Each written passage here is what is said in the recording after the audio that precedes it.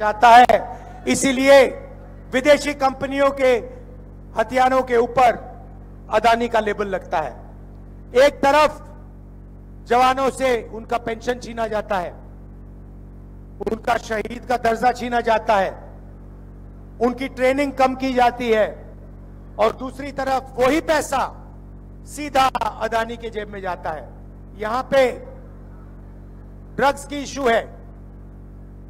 सब लोग जानते हैं हरियाणा में कि ड्रग्स फैलता जा रहा है। मोदी जी से मैं पूछता हूं, जब आपके मित्र अदानी जी के मुद्रा पोर्ट में हजारों किलो हेरोइन पकड़ा गया, तो आपने इसके बारे में क्या कार्रवाई की? कितने लोग जेल भेजे? किसको आपने जेल भेजा? यहां आप अपने भाषण में बताइए, हरियाणा की जनता को बताइए।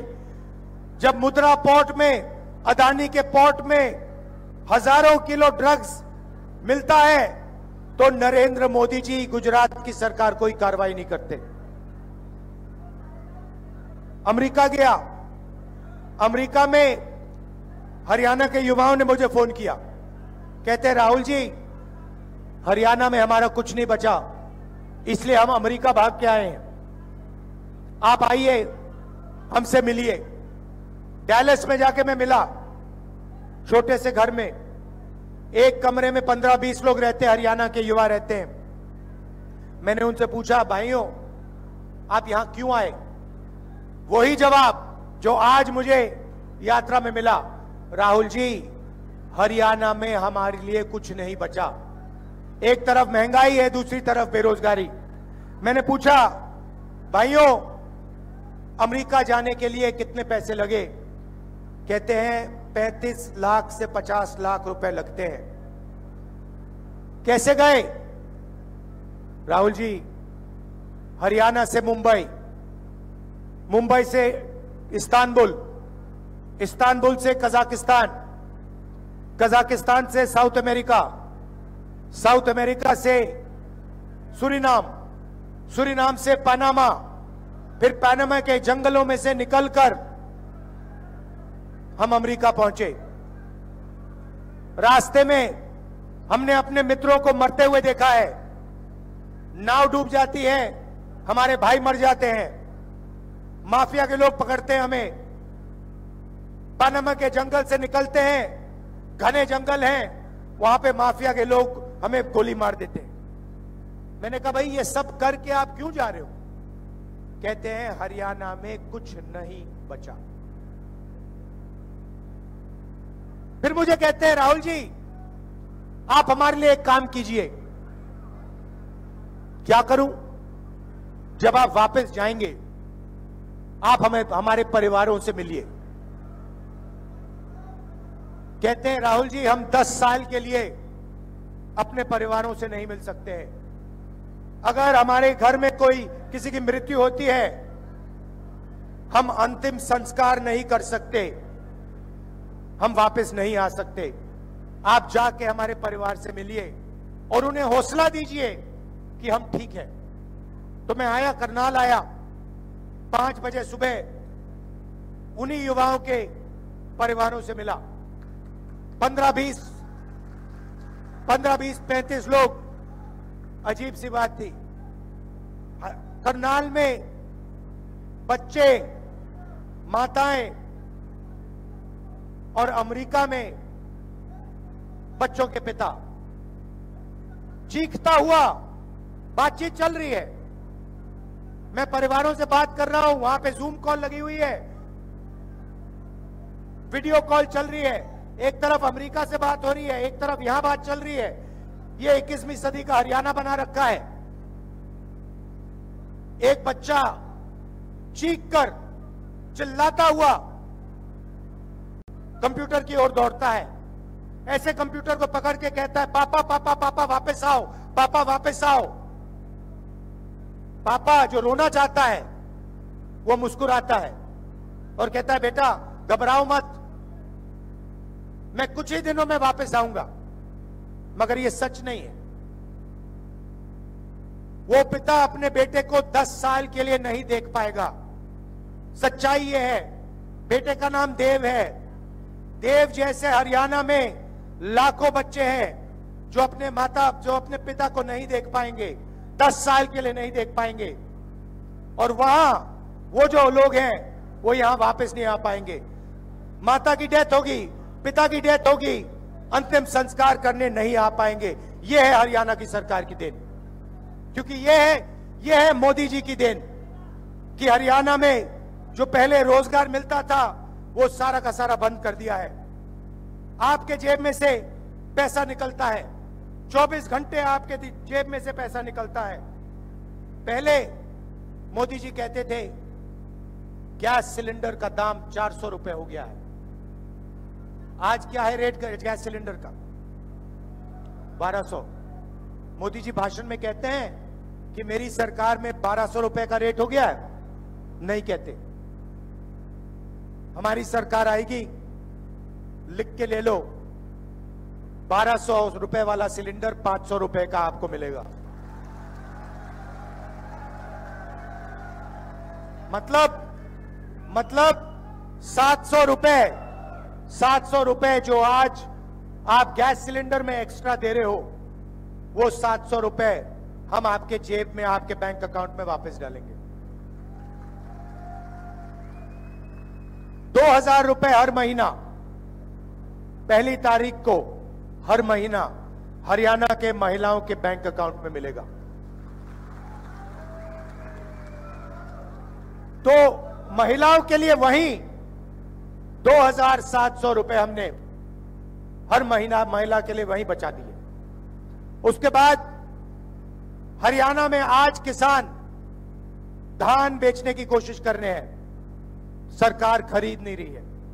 और हरियाणा के सारे किसान जानते हैं कि हरियाणा में उन्हें धान के लिए, गेहूं के लिए, शुगर केन के लिए सही दाम नहीं मिलता है। जैसे ही हमारी सरकार आएगी, सबसे पहला काम, ये जो आपका धान सरकार नहीं खरीद रही है, इसको खरीदने का काम हम पहले दिन से शुरू कर देंगे और गारंटी करके हरियाणा के किसानों को हम मिनिमम सपोर्ट प्राइस देने जा रहे हैं।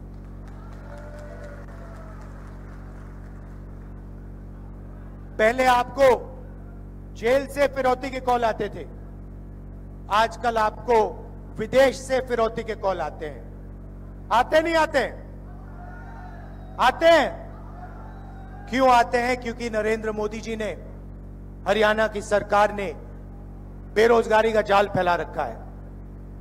इसीलिए हमने पता लगाया 2 लाख सरकारी रोजगार खाली पड़े हैं। हमारी सरकार आएगी तो 2 लाख सरकारी रोजगार आपके हवाले हम कर देंगे, हरियाणा के युवाओं को हम दे देंगे। और ये जो रोजगार हैं, 2 लाख रोजगार जो हैं, ये 36 बरादरी के लोगों को जाएंगे। ये किसी एक कम्युनिटी को नहीं जाएंगे, किसी एक वर्ग को नहीं जाएंगे। हरियाणा के 36 बरादरी के युवाओं को ये 2 लाख रोजगार न्याय के साथ, समानता के साथ बांटे जाएंगे।